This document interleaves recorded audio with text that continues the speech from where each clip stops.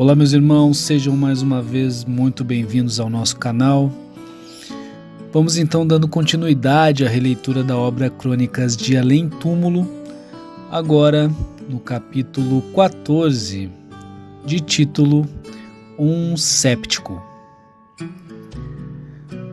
Ainda não me encontro bastante desapegado desse mundo para que não me sentisse tentado a voltar a ele no dia que assinalou o meu desprendimento da carcaça de ossos. Se o 27 de outubro marcou o meu regresso no Reino das Sombras, que é a vida daí, o 5 de dezembro representou a minha volta ao país de claridades benditas, cujas portas de ouro são escancaradas pelas mãos poderosas da morte. Nessa noite, o ambiente do cemitério de São João Batista parecia sufocante. Havia um quê de mistérios, entre catacumbas silenciosas, que me enervava apesar da ausência dos nervos tangíveis no meu corpo estranho de espírito. Todavia, toquei as flores cariciosas que a saudade me levara, piedosa e compungidamente. O seu aroma penetrava o meu coração como um consolo brando, conduzindo-me num retrospecto maravilhoso, às minhas afeições comovidas que haviam ficado à distância. E foi entregue a essas cogitações, a que são levados os mortos quando penetram o mundo dos vivos, que vi acocorado sobre a terra um dos companheiros que me ficavam próximos ao bangalô subterrâneo com que fui mimoseado na terra carioca. O senhor é o dono desses ossos que estão por aí apodrecendo? Interpelou-me. Sim, e aqui vem a sua pergunta. Ora, é que me lembro do dia de sua chegada ao seu palacete subterrâneo. Recordo-me bem. Apesar de sair pouco dessa toca para onde fui relegado há mais de 30 anos, o senhor se lembra? A urna funerária, portadora dos seus despojos, saiu solenemente da Academia de Letras. Altas personalidades da política dominante se fizeram representar nas suas exéquias e ouvi sentidos panegíricos pronunciados em sua homenagem. Muito trabalho tiveram as máquinas fotográficas na camaradagem dos homens da imprensa, e tudo fazia sobressair a importância do seu nome ilustre. Procurei aproximar-me de si e notei que as suas mãos, que tanto haviam acariciado os espadim acadêmico, estavam inermes e que os seus miolos, que tanto haviam vibrado, tentando aprofundar os problemas humanos, estavam reduzidos a um punhado de massa informe, onde apenas os vermes encontrariam algo de útil. Entretanto, embora as homenagens, as honrarias, a celebridade, o senhor veio humildemente repousar entre as tíbias e os úmeros daqueles que o antecederam na jornada da morte. Lembra-se o senhor de tudo isso?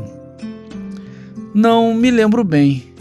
Tinha o meu espírito perturbado pelas dores e emoções sucessivas, pois eu me lembro de tudo. Daqui quase nunca me afasto, como um olho de Argos avivando a memória dos meus vizinhos. O senhor conhece as criptas de Palermo? Não, pois nessa cidade os monges um dia, conjugando a piedade com o interesse, inventaram um cemitério bizarro. Os mortos eram mumificados e não baixavam à sepultura. Prosseguiam de pé a sua jornada de silêncio e de nudez espantosa. Milhares de esqueletos ali ficaram em marcha, vestidos ao seu tempo, segundo seus gostos e opiniões. Muito rumor causou essa parada de caveiras e de canelas, até que um dia um inspetor da higiene, visitando essa casa de sombras da vida e enojado com a presença dos ratos que roíam displicentemente às costelas dos traspassados ricos e ilustres que se davam ao gosto de comprar ali um lugar de descanso, mandou cerrar-lhe as portas pelo ministro Crispe, em 1888.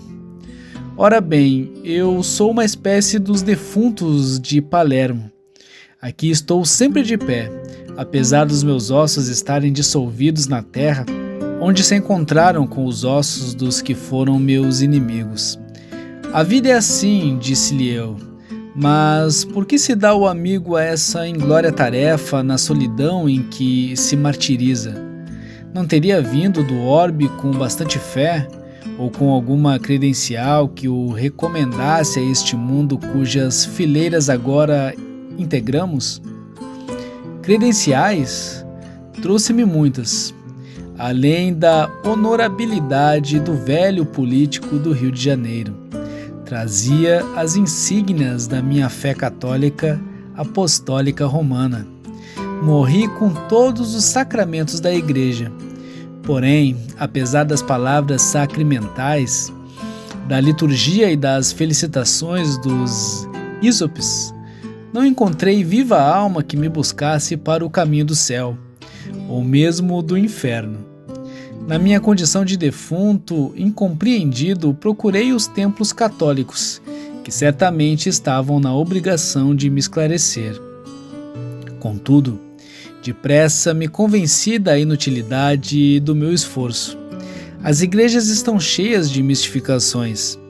Se Jesus voltasse agora ao mundo, não poderia tomar um átomo de tempo pregando as virtudes cristãs na base luminosa da humildade.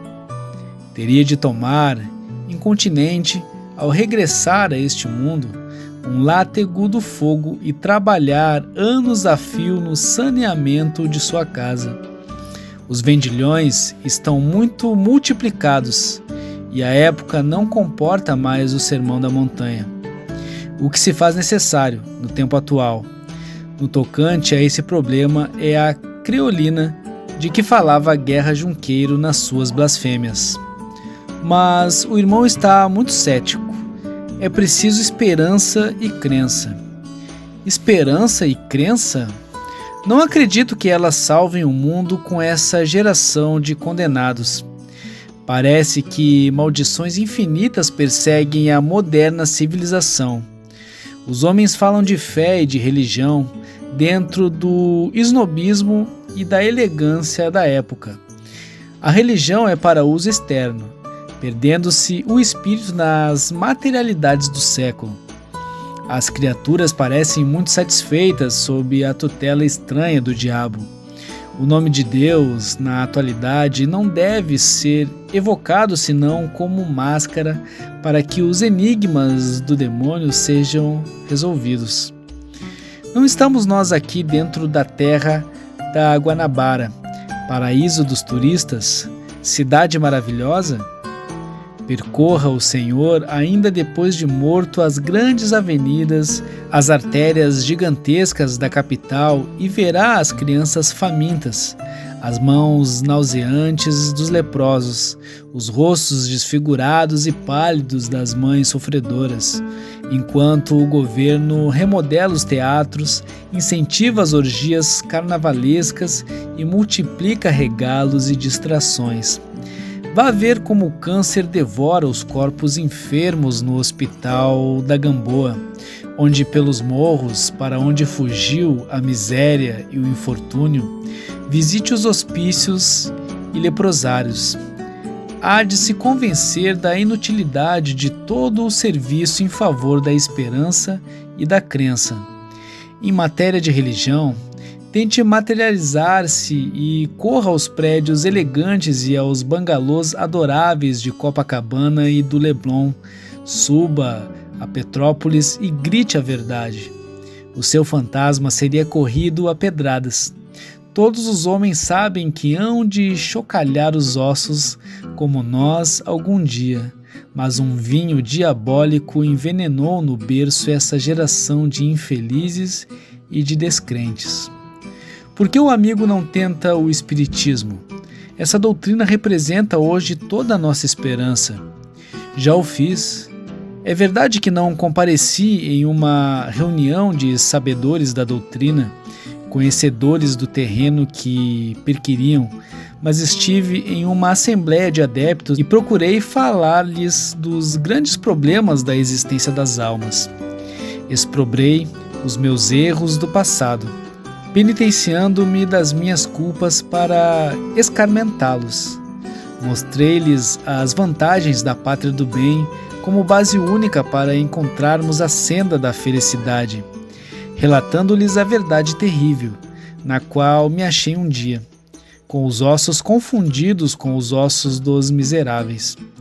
Todavia, um dos componentes da reunião interpelou-me a respeito das suas tricas domésticas, acrescentando uma pergunta quanto à marcha dos seus negócios. Desiludi-me. Não tentarei alguma coisa.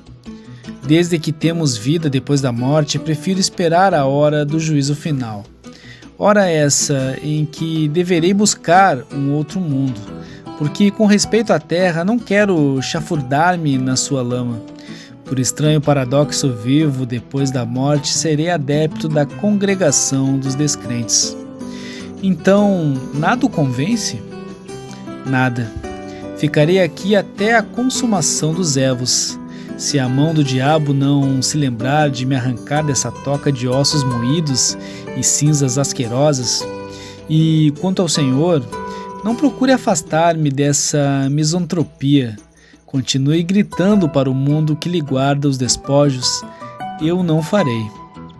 E o singular personagem recolheu-se à escuridão do seu canto imundo, enquanto pesava no meu espírito a certeza dolorosa da existência dessas almas vazias e incompreendidas na parada eterna dos túmulos silenciosos para onde os vivos levam de vez em quando as flores perfumadas da sua saudade e da sua afeição.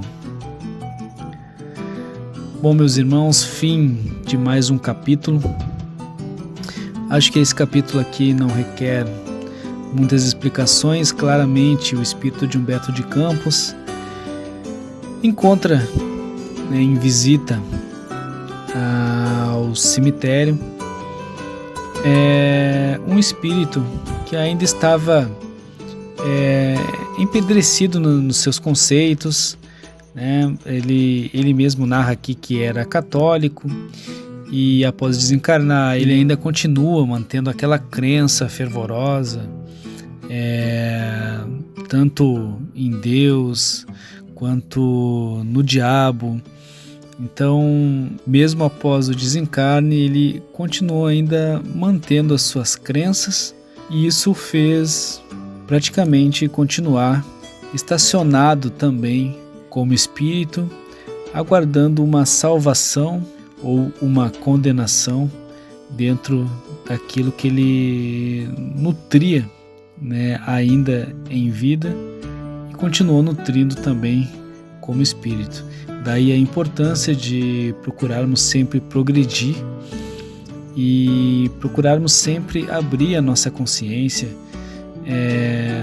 não ficarmos sempre presos a uma verdade ou a uma crença, mas procurarmos em todas as crenças, em todas as verdades que nos procuram elevar, para que possamos adquirir cada vez mais conhecimento, porque o conhecimento e a verdade é que nos libertam. Então, meus irmãos, obrigado por todos que chegaram até aqui. Agradeço a todos que têm acompanhado aqui a releitura das obras. Em breve, mais obras estão a caminho, mais releituras. Obrigado, deixem o curtir, sigam a nossa página e gratidão por todos que têm seguido e acompanhado o nosso singular e humilde trabalho. Que Deus esteja conosco e Jesus nos abençoe. Até a próxima.